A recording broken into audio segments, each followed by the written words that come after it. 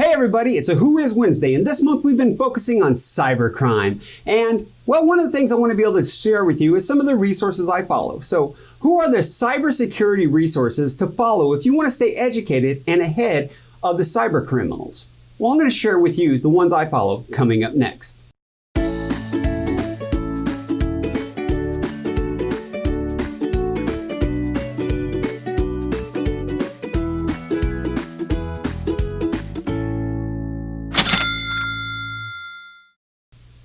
As many of you know, I always disclose my sources. And today, that's what I want to do.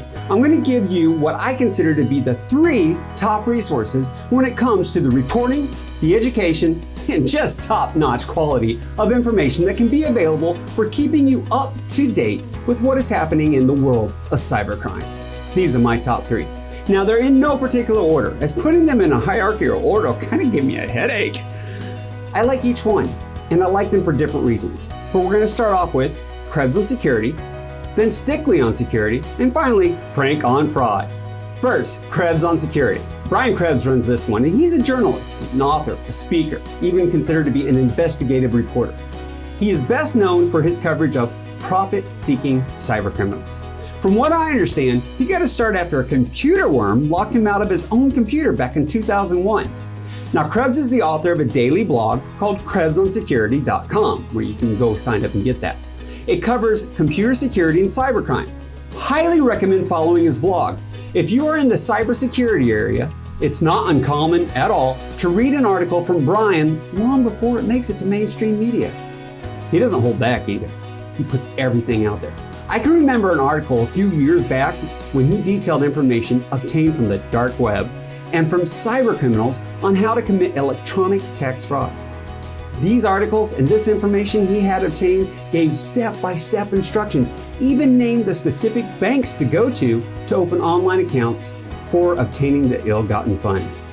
It proved to be an incredible resource at the time for stopping many of those fraudulent returns. Now next, we have Stickley on security. Reading about Jim Stickley on his webpage is great. It starts off with, Jim Stickley has stolen credit cards, hacked social security numbers, robbed banks, and created fake ATMs. He's broken into armed government facilities and stolen from teenagers. What? He is an identity thief, but he's no criminal. What an introduction.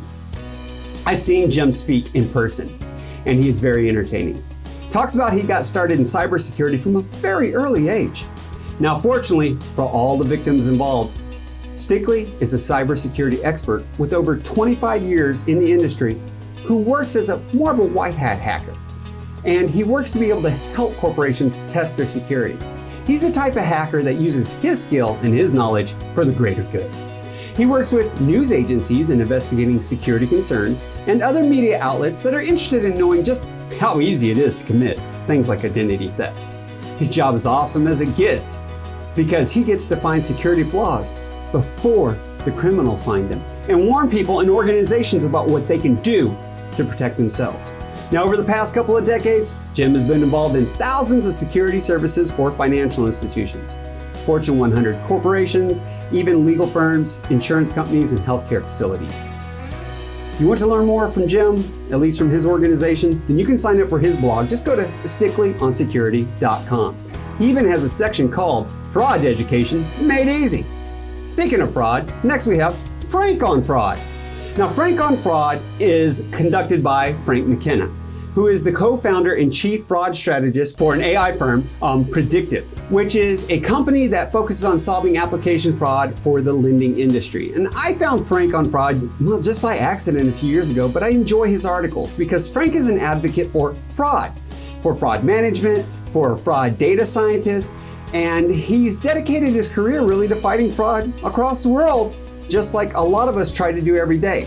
He even states on his website that he's worked with over 200 banks, with lenders, and even finance companies to help them solve fraud issues that are impacting their customers. I really like his blog because it has stories that are a little different from what you see with Jim and Brian. Truthfully, Jim and Brian are the big dogs on the block. But Frank deserves a place on this list because you can tell he works diligently to bring in fraud from multiple different areas. When researching this information, he had multiple articles on fraud that are taking place in the auto lending industry. Now, this is something that I've seen a lot of, and it seems like right now Frank is the only one reporting on it, at least reporting multiple articles, and doing even better than what a lot of them out there are doing as far as being able to explain it. So I'm a big fan. And if you want to learn more about Frank on Fraud, you can sign up on his blog over at, well, you guessed it, frankonfraud.com. When it comes to fraud and cybersecurity, those are my 3 main resources. What are yours? If you want to know more, message me or email me, kevin@paymentsprofessor.com, with any suggestions you may have. Until our next video, hope you have a wonderful Who Is Wednesday.